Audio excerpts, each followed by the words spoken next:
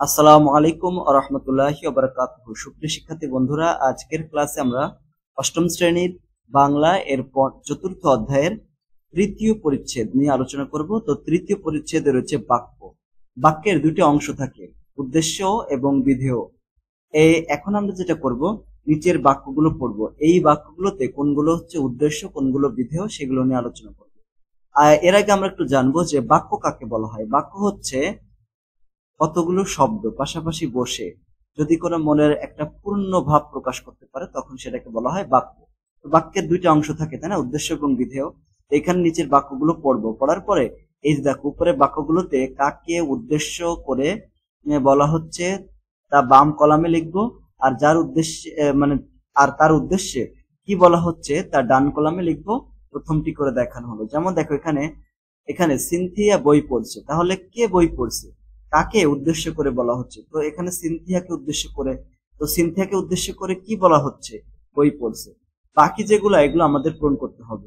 তাহলে দেখো আমরা এভাবে পূরণ করতে পারি। খ নম্বরে, হ্যাঁ, খ নম্বরে কি হচ্ছে দেখো, যে পাখিগুলো গাছের ডালে বসে সুমধুর স্বরে গান করছে। এখন কাকে উদ্দেশ্য করে এখানে বলা হচ্ছে পাখিগুলোর উদ্দেশ্য, তাহলে এখানে উদ্দেশ্য হচ্ছে পাখিগুলো।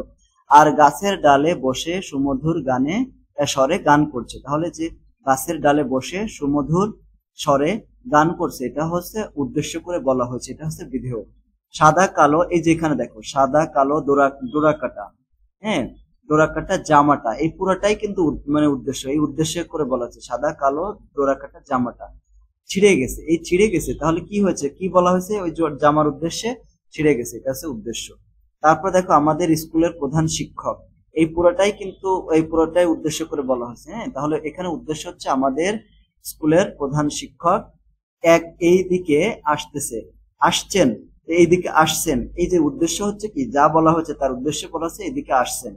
তারপর দেখো সেলিম সাহেবের ছেলে পিয়াস সুন্দর হাতের লেখা প্রতিযোগিতায় পুরস্কার পেয়েছেন। তাহলে দেখো এখানে সেলিম সাহেবের ছেলে পিয়াস, এই পুরোটাই কিন্তু উদ্দেশ্য, তার উদ্দেশ্য করে কিন্তু বলা হয়েছে। সুন্দর হাতের লেখা প্রতিযোগিতায় পুরস্কার পেয়েছে, এখানে সুন্দর হাতের লেখা প্রতিযোগিতায় পুরস্কার পেয়েছে, এটা হচ্ছে কি যা বলা হয়েছে সেটা। ওকে, তাহলে আশা করি আমরা এটা বুঝতে পেরেছি, তাই না। এখানে যেটা বলা হয়েছিল যে পূরণ করতে, সেটা আমরা পূরণ করলাম। এখন আমরা জানবো যে উদ্দেশ্য আসলে কাকে বলা হয়, উদ্দেশ্য এবং বিধেয়। একটি বাক্যে দুটি অংশ থাকে, একটা হচ্ছে উদ্দেশ্য এবং বিধেয়। উদ্দেশ্য কি কোনো বাক্যে যাকে উদ্দেশ্য করে কিছু বলা হয় তাকে উদ্দেশ্য বলা হয়, উদ্দেশ্য বলা হয়, ঠিক আছে। যেমন দেখো এখানে যাকে উদ্দেশ্য করে বলা, যেমন জনি বই পড়ে, এই বাক্যে যে জনি একজনের নাম, এখানে উদ্দেশ্য জনির উদ্দেশ্যে বলা হয়েছে, তাহলে জনি হচ্ছে এখানে উদ্দেশ্য। আর বিধেয় কাকে বলে, বাক্যে উদ্দেশ্য সম্পর্কে যা বলা হয় তাকে বিধেয় বলা হয়। যেমন আগের বাক্যে আমরা বই পড়ে, এই যে জনি বই পড়ে, তাহলে এই বই পড়ে এটা হলো বিধেয়। উদ্দেশ্য এবং বিধেয়ের সঙ্গে এক বা একাধিক শব্দ যোগ করে বাক্যকে দীর্ঘ করা যায়। উদ্দেশ্য এবং বিধেয়ের সঙ্গে যুক্ত এসব শব্দকে কি বলা হয়, দেখো প্রসারক বলা হয়। কি বলা হয়, প্রসারক বলা হয়। কখনো কখনো উদ্দেশ্য এবং বিধেয় সম্পর্কে তার সাথে নাম যোগ করে আরো সেটাকে বড় করা হয় বা দীর্ঘ করা হয়, বা তার সাথে উদ্দেশ্যের সাথে কিছু শব্দ যুক্ত করা হয়। যেমন দেখো এখানে আমরা যেটা দেখলাম যে সাদা কালো ডোরাকাটা জামাটা, এই পুরাটাই কিন্তু জামাকে বোঝাচ্ছে, তাই না। তাহলে এই উদ্দেশ্য জামা, তো জামার সাথে আরো কতগুলো শব্দ যুক্ত রয়েছে, যেমন সাদা কালো ডোরাকাটা জামাটা। এখানে প্রধান শিক্ষকের সাথে আমাদের স্কুলের এই শব্দগুলো যোগ করা হয়েছে, তারপরেও এই পুরোটা কি হবে, উদ্দেশ্যই থাকবে, তবে এগুলোকে বলা হবে প্রসারক বলা হবে। এই যে এটাকে কি বলা হবে, প্রসারক। আশা করি আমরা বুঝতে পেরেছি, তাই না। এখন তাহলে প্রসারক দুই রকমের, উদ্দেশ্যের সাথে যদি ওই শব্দগুলো যোগ করা হয় তাহলে তাকে বলা হয় উদ্দেশ্যের প্রসারক, আর বিধেয়ের সাথে যদি যুক্ত করা হয় তাকে বলা হয় বিধেয় প্রসারক। এখন যেমন দেখো জনি বই পড়ে, এই বাক্যে জনির আগে রনির ছোট ভাই যোগ যদি করা হয় তাহলে কি হয়ে যায়, বাক্যটা হয়ে যায় এরকম যে রনির ছোট ভাই জনি বই পড়ে। তাহলে এখানে রনির ছোট ভাই, এই যে শব্দগুচ্ছ, এটা হচ্ছে উদ্দেশ্যের প্রসারক।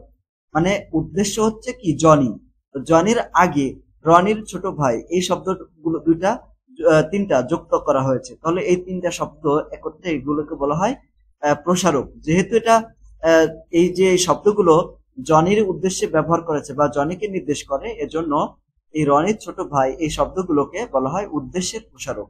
একইভাবে জনি বই পড়ে, এখানে যদি আমরা বই পড়ার আগে রোজ সকালে শব্দটা যুক্ত করে দিই, তাহলে কি হয়ে যায় দেখো, টেবিলে বসে, এইগুলো যদি আমরা যুক্ত করে দিই তাহলে এরকম হয়, রনির ছোট ভাই জনি রোজ সকালে টেবিলে বসে বই পড়ে।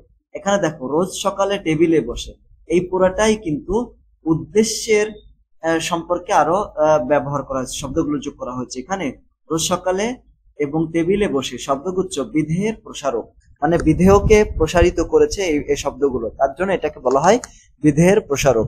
বিধেয়ের প্রসারক অনেক সময়ে উদ্দেশ্যের আগেও বসতে পারে, ঠিক আছে। যেমন এই বাক্যটি এভাবেও বসতে পারে যে রোজ সকালে রনের ছোট ভাই জনি টেবিলে বসে বই পড়ে। এখানে এই যে রোজ সকালে এবং টেবিলে বসে, এটা হচ্ছে উদ্দেশ্যের কি, উদ্দেশ্যের প্রসারক। আমরা মানে এটা হচ্ছে বিধেয়ের প্রসারক, ঠিক আছে।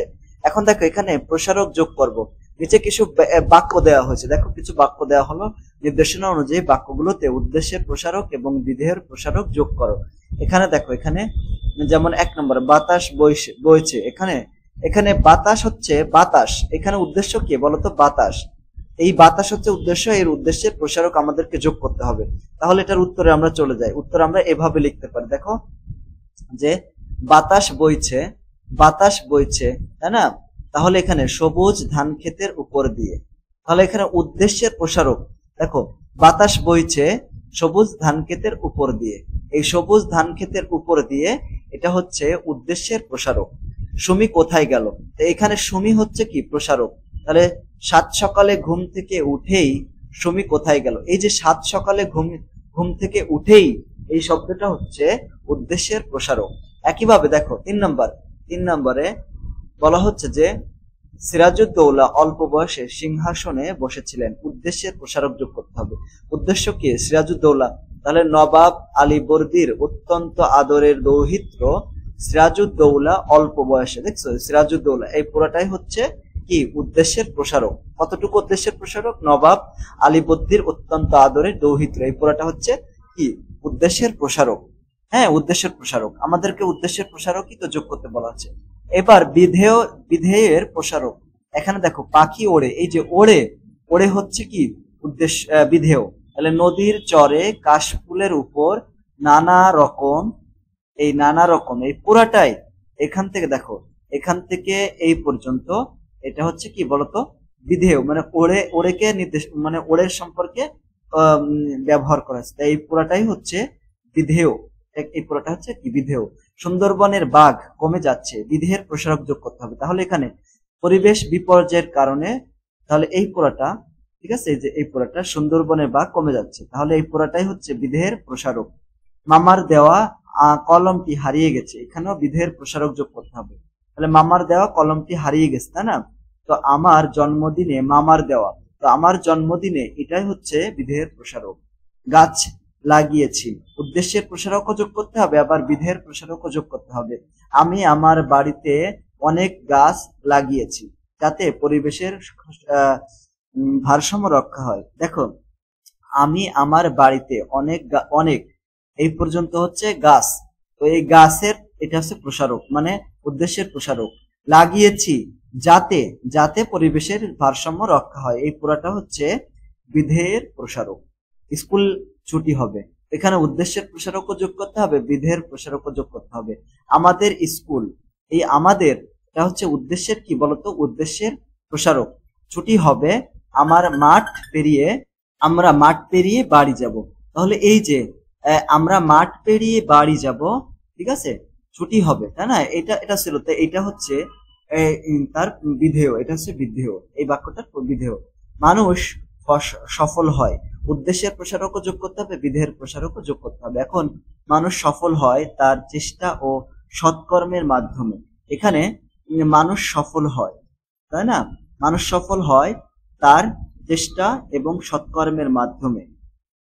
এখানে দেখো মানুষ হচ্ছে উদ্দেশ্য, এই তার যুক্ত করা হচ্ছে, তার এটা হচ্ছে কি বলতো, তার চেষ্টা এবং সৎকর্ম, এটা হচ্ছে কি বলতো উদ্দেশ্যের প্রসারক, এবং মাধ্যমে এটা হচ্ছে কি বিধেয়ের প্রসারক। তারপর 10 নম্বর বাতাস ঠান্ডা, এখানে উদ্দেশ্য এবং প্রসারকের বিধেয় মানে প্রসারক যোগ করতে হবে, উদ্দেশ্য এবং বিধেয়ের প্রসারক যোগ করতে হবে। শীতের কুয়াশাচ্ছন্ন সকাল, ঠিক আছে, বাতাস ঠান্ডা। এখন বাতাস হচ্ছে কি বলতো, বাতাস হচ্ছে উদ্দেশ্য, তাহলে শীতের কুয়াশাচ্ছন্ন সকাল এটা হচ্ছে উদ্দেশ্য এবং বিধেয়ের প্রসারক। তা আমরা এখানে আমাদেরকে বলা হয়েছিল যে উদ্দেশ্য এবং বিধেয়ের প্রসারক গুলো যোগ করতে, ঠিক আছে? তা আমরা সবগুলো কিন্তু করেছি, আশা করি আমরা বুঝতেও পেরেছি। ইনশাআল্লাহ পরবর্তী ক্লাসে আমরা 96 নম্বর পেজ চতুর্থ পরিচ্ছেদ সমুচ্চারিত ভিন্ন শব্দ নিয়ে আলোচনা করব।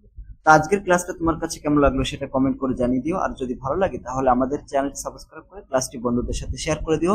সকলকে ধন্যবাদ। আসসালামু আলাইকুম ওয়া রাহমাতুল্লাহি ওয়া বারাকাতুহু।